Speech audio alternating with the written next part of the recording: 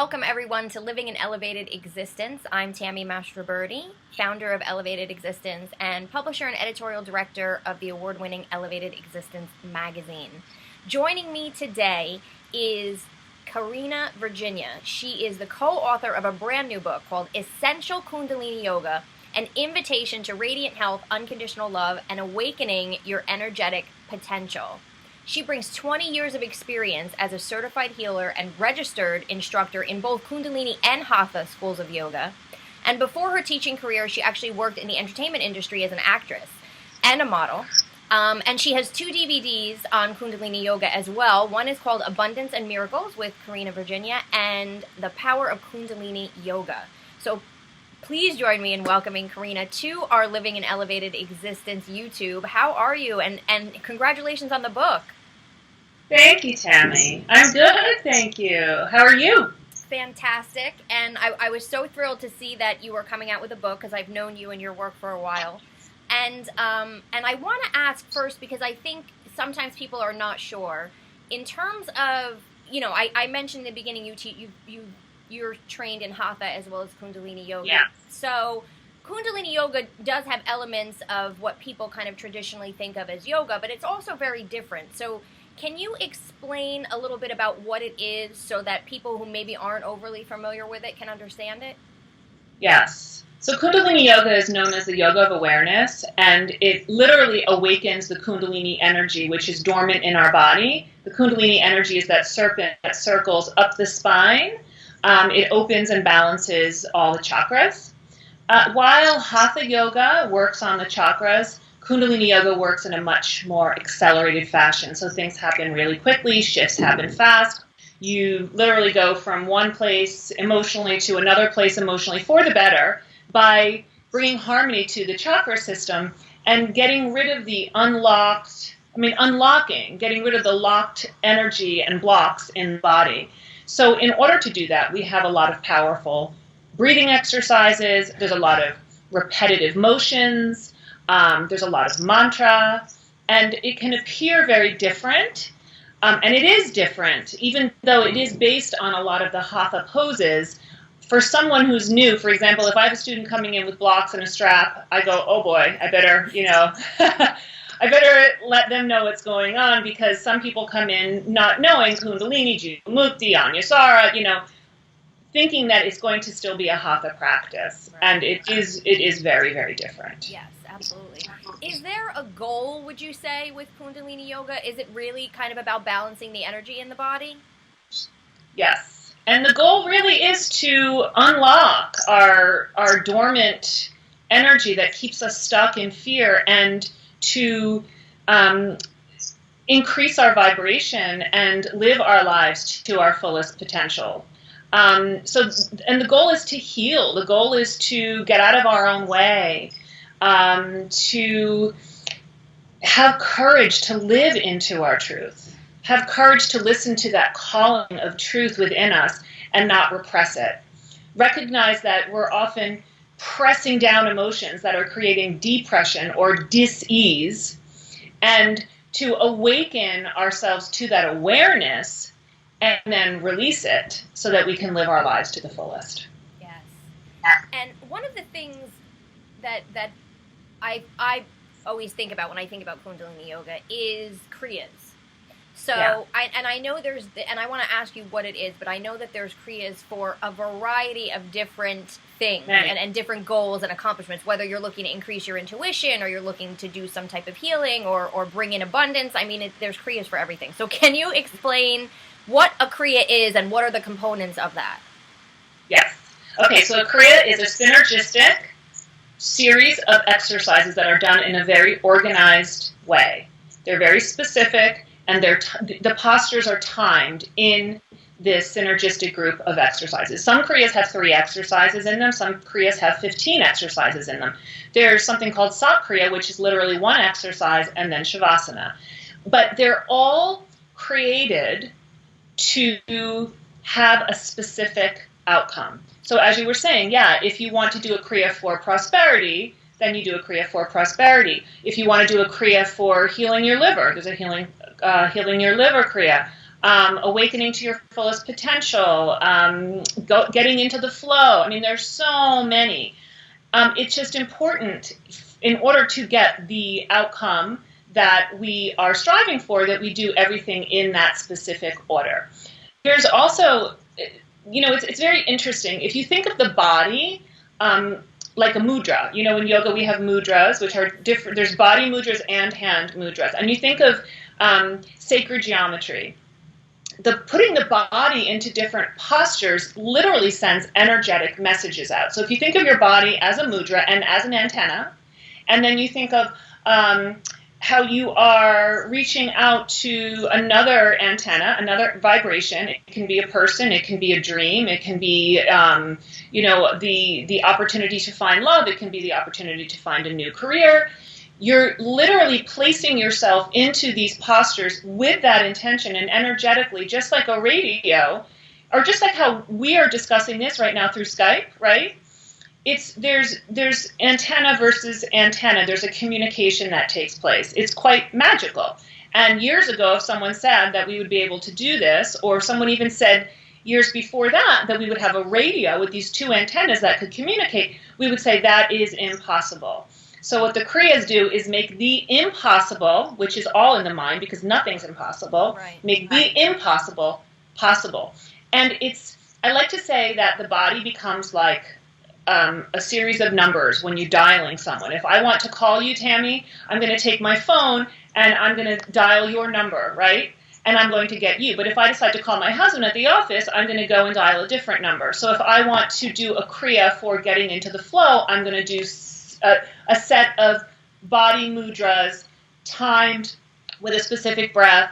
Sometimes there's even an activation that takes place in the hypothalamus by increasing the hormones and by actually pressing into meridians with the tongue into the upper palate that stimulate the pituitary gland and stimulate the pineal gland. I mean, there's so many things that go on, but we're literally creating all of these components together, integrating them: breath, mudra, body mudra, mantra. So mantra, again, if I'm going to say, I'll give you a mantra, Ek Onkar Sat Nam, right? Ek Onkar Sat Nam. Ek Onkar Sat Nam.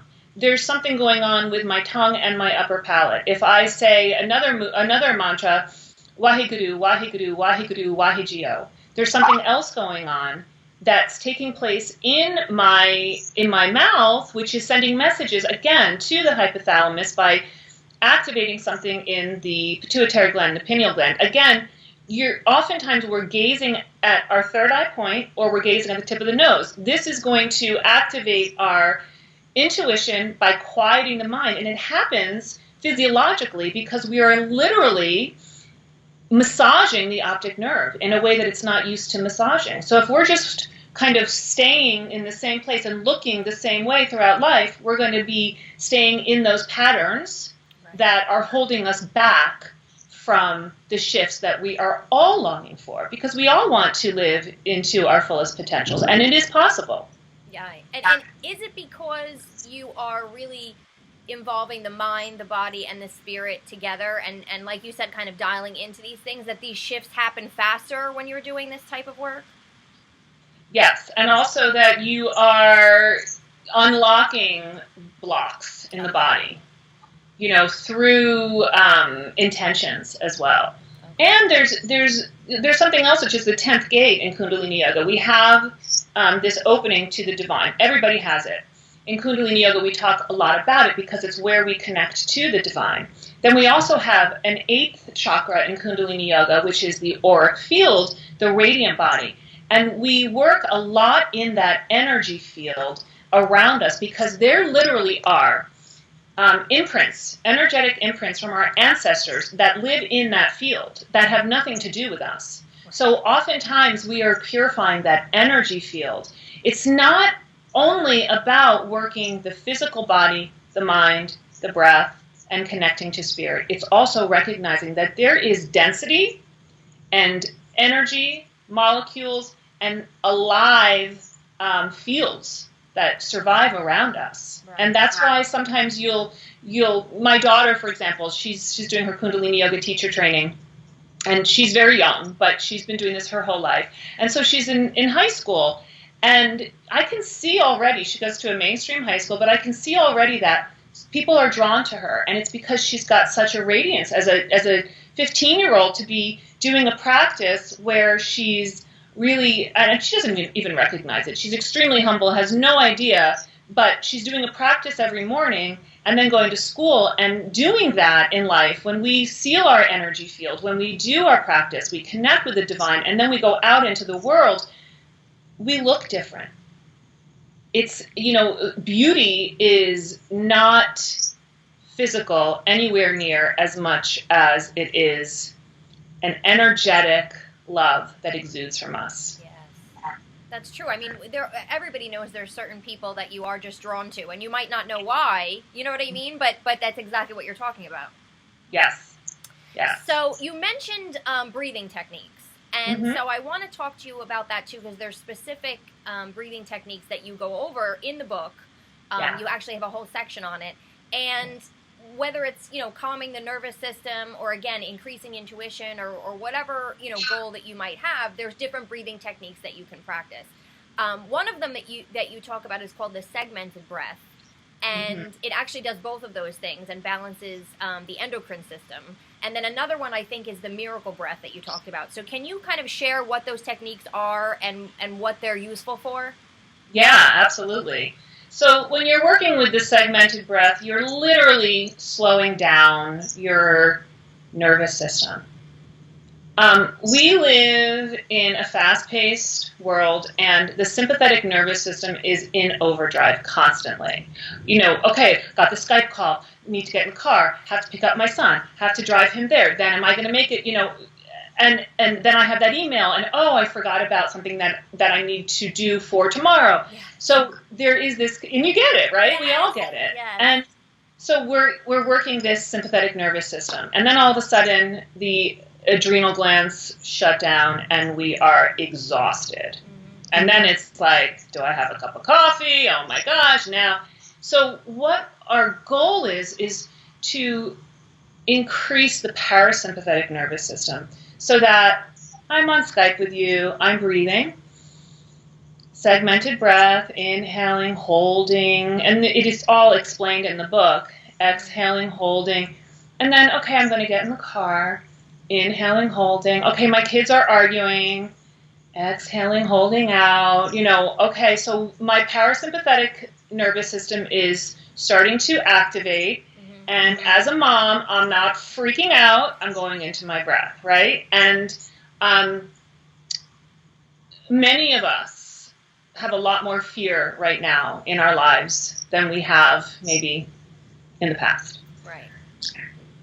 What fear does is it throws that sympathetic nervous system into overdrive, right? Post-trauma, and we stop breathing. And then what happens is it starts to get even more excited, that sympathetic nervous system, and then our shoulders go up, and then we have neck pain, and then all of a sudden we're reacting, and then we're saying, oh my gosh, I shouldn't have done that, now I feel so bad, I shouldn't have said that to that person, right? Right. So when we start to utilize these breath techniques, we stop reacting, we stop getting defensive, we observe, right? And so segmented breath is one that I literally use all the time. Miracle breath, I'll show you all right now because it's so easy to explain through video. The miracle breath is the most incredible way to not only calm your nervous system, but to activate your intuition by sending a message up into the brain and balancing neurotransmitters and working, again, that optic nerve. We're also using the tongue and the upper palate, and we're almost pressing a switch. That's how I like to explain this. It's almost like, okay, the light is on. When you bring your tongue up to the upper palate, you turn that light on. Okay. And what our goal in life is to turn the light on, right? And also, what is our biggest problem in life? We forget to plug into the divine.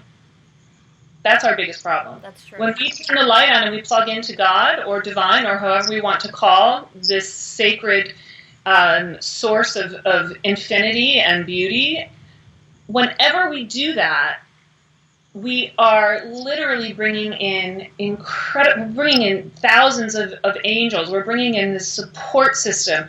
We're bringing in the most beautiful grace. When we do this and we forget to plug in and we forget to turn that light on, we're going, I have to control it. I have to make a decision. I am responsible. And you can already feel that. Yeah. I this, I that, and then there's the ego, edging God out, ego, ego. It's all me, and it's just too much. We can't, not with technology, not with the way things are moving so quickly in this world, we can't do it that way. We can't unless we have, some drinking going on, some, overeating, eating sugar. I mean, we all have habits. We all have unhealthy habits, but these tools will help us to have a toolbox of tricks instead of reaching for, other ways of calming ourselves. So the miracle breath is literally sticking our tongue out, making a little pucking sensation with our lips, like we were doing little kisses, sticking the tongue out, and inhaling through this tongue, like it's a straw. Okay. So in Hatha Yoga, it's often called Sitali Pranayam. Okay. But what makes it different is that once you inhale, you want to command that breath all the way down into the pelvic area, because once you command that breath into that area, you are literally, again, sending messages into the fascia that sends messages to the nerve endings that will increase the parasympathetic nervous system. So you want to command that breath down, right down to the base of the spine, as low as possible, hold it, and then take the tip of your tongue and press it into the upper palate. If you're in a place where you can close your eyes, and look at your third eye point. Hold it, hold it, hold it. And then through your nose, exhale. So let's do this together, and everyone watching can do this, and just watch how in 1 minute this shift takes place, okay? So tongue out, inhale. Command that breath, command that breath, command that breath. Now hold. Take the tip of your tongue, press it up to the upper palate, close your mouth, relax your jaw, relax your shoulders. Now close your eyes, look at your third eye point.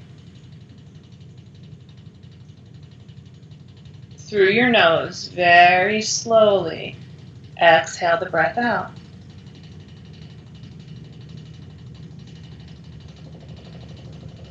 And let's do it one more time.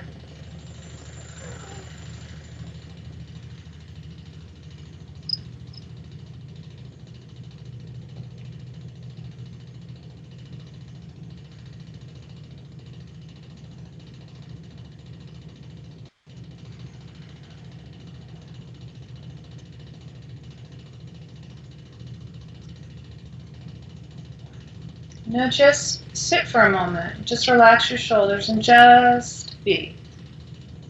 Be still. Breathe neutrally. Just long, deep breathing. And observe.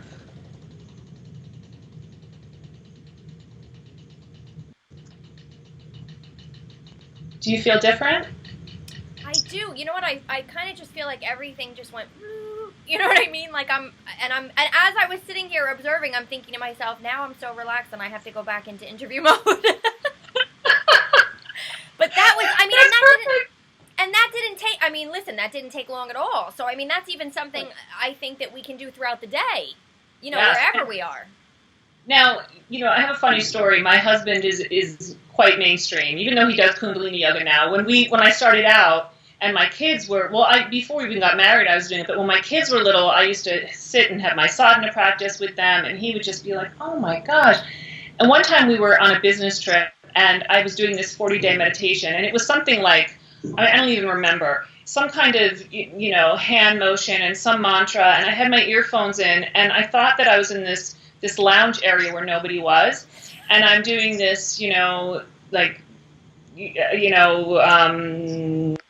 I don't even remember what mantra it was, but I'm doing this mantra, and I'm, Ekonkar, Satanam, Kartapurit Nibo Nirbe, something like that. And all of a sudden I get this tap on my shoulder, and it's my husband with all these, other guys in suits, and they just look at me, and I'm like, hi.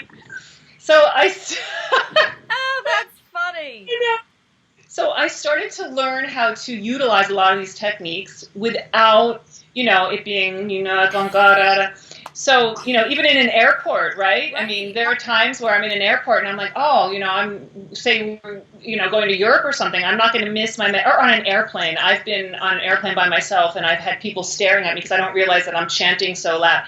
But I know, it's just, I have to laugh at myself. But so you can do this miracle breath. Just, if you're having a conversation that's really difficult and you're going, oh my gosh, I really know that I have to watch what I say because this can get really heated, right? Mm-hmm. So then you just kind of do it in a relaxed way. Like I'm doing it right now.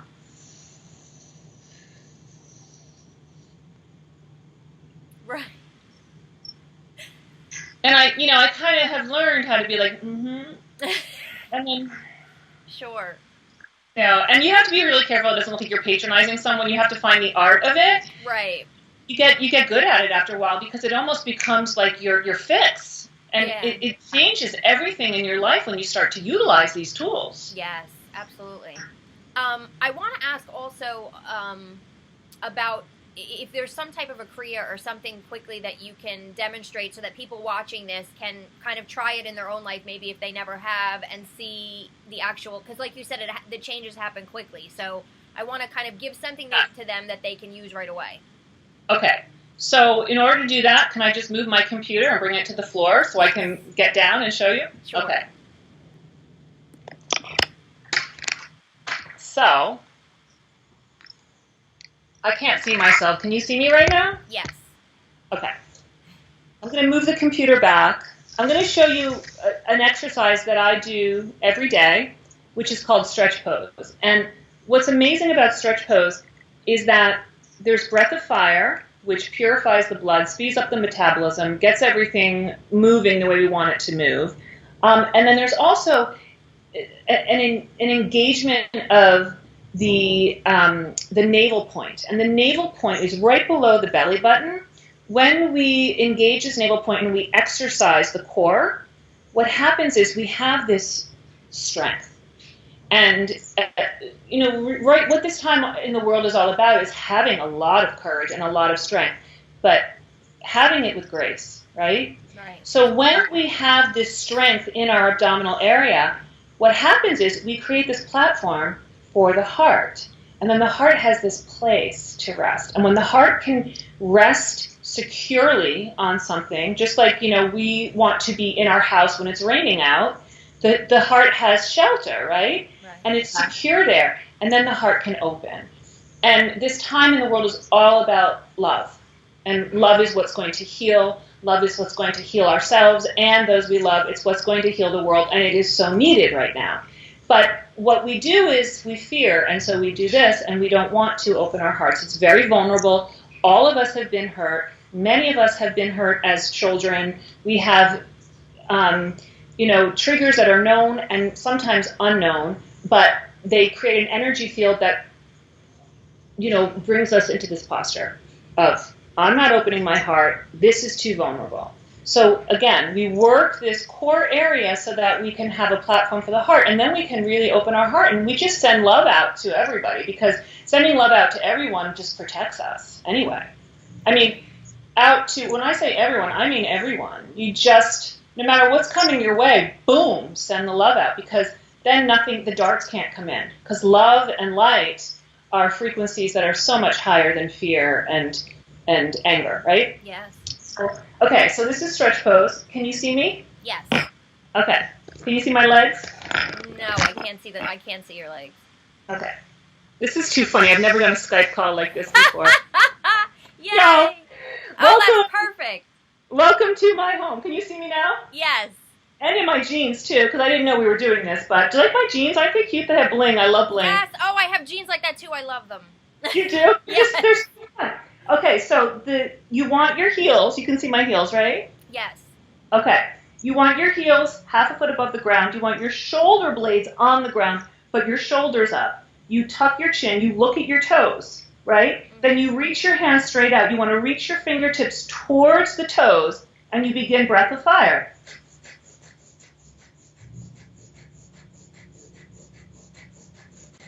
You can see my belly moving. So you're going to do this for, 1 minute, 3 minutes, however long you can. Then you're going to inhale, draw the muscles to the bone, hold the breath, exhale, and just rest flat on your back. And there's just this incredible peace that overcomes your body, your mind, your spirit. You're integrating. There's an ability to connect to the guardian angels and light. And I mean, even right now, I'm in that place too, where I'm like, okay, I got a full day too, but this feels good, right? You want to just incorporate it all and be so grateful. I mean, I'm so grateful for these tools in my life, so it's just, so grateful. Yeah. Okay, so got to get back up. Different ways of getting up. We can hug our knees, we can roll to one side, we can come up. But I want to just show you, let's go back to our place here. I want to show you how we can practice breath of fire so that we know we're doing it properly. Yes.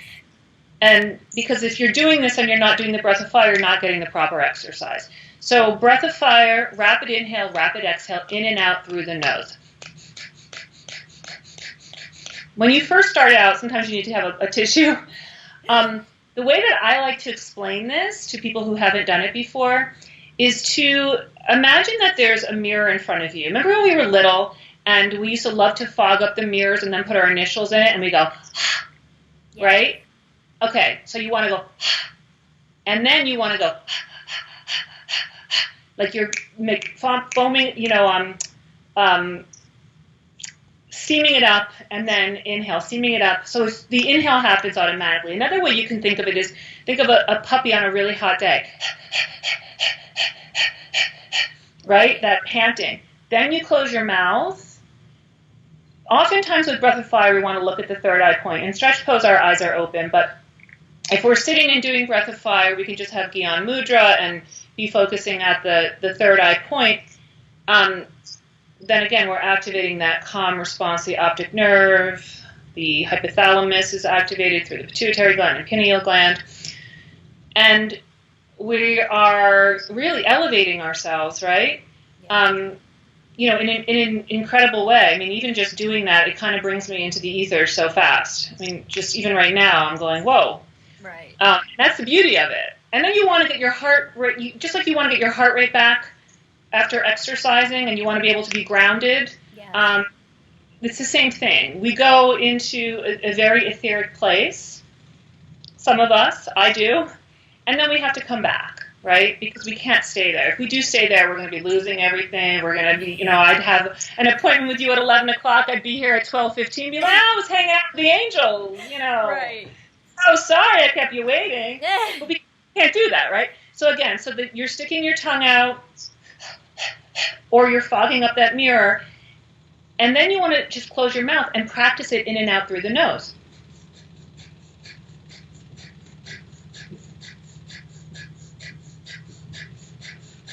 And it's very simple. You don't think too much about it. Right. And it's an easier way to learn it than to try really hard to work that breath. Like, should I be inhaling more, exhaling more? And when people start doing it that way, they start to say, I'm hyperventilating, I feel dizzy. So just,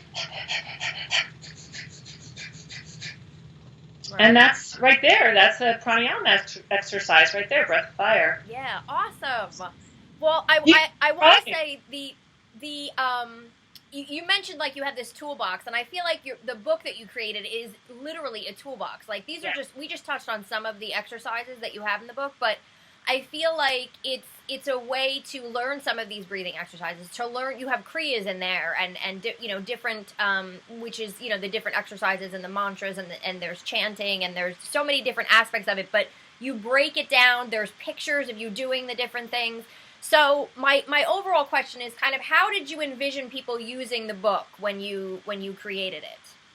Oh, good question. Either it can be a coffee table book that you look at for motivation and read. There's some personal stories.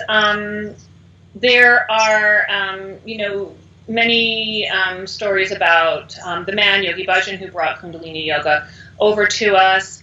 There are, there's a lot of explanations about the radiant body. There's beauty tips. There's a section on yoga for fertility. Explains a lot of the hormone imbalances that happen and what we can do about them. So some of the things you may want to just be sitting and reading. And also you can be, in bed before you go to bed.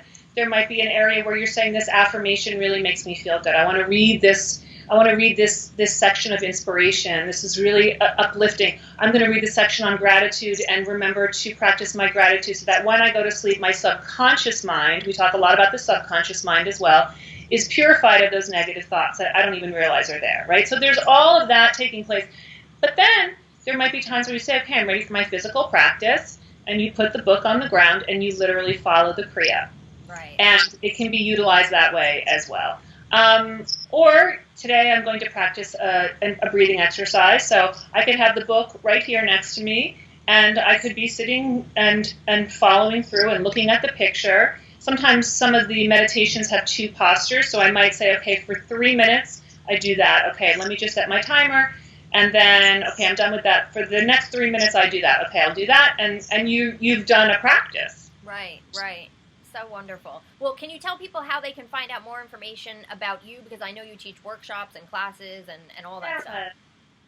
Yeah, my website is KarenaVirginia.com, Karena, and then Virginia, like the state, which is my husband's last name, by the way. It's not Karina, then my middle name. It's what I'm married into. People are always like, oh, is that a stage name?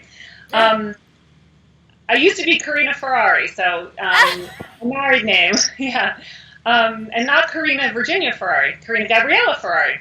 Oh, cool. Give me my whole life story here. Keep going and going. Where did that come from? Yeah, my dad was from Italy, my mom from England. It's, that's a whole other story in itself, but I love to talk. Anyway, KarenaVirginia.com is my website. And then there's an Essential Kundalini Yoga website as well. Okay. And then there are social sites for Essential Kundalini Yoga. There's also Karena Virginia social sites on Twitter, Facebook, Instagram. And the book is going to be, where many books are sold, Barnes & Noble, Amazon. Right. And also, if anybody wants to practice a workshop, I highly recommend signing up for my newsletter, because I don't always have all of the workshops put on my website. Okay. But I do send out a monthly newsletter so that people are aware of where workshops are, where I'm traveling to, if I'm traveling, or when they are. So perfect. And that's again on KarenaVirginia.com. Perfect. Well, thank you so much for joining us and for really teaching us stuff that we can take away from this and start utilizing. And again, congratulations on the new book that is out called Essential Kundalini Yoga. And yes. And I look forward to speaking with you again. Me too, Tammy. It was so nice seeing you again. Yes, bless you too. Wonderful. And bless everybody. Yes, Bye. thank you everyone for watching, and we will see you next time. See you next time.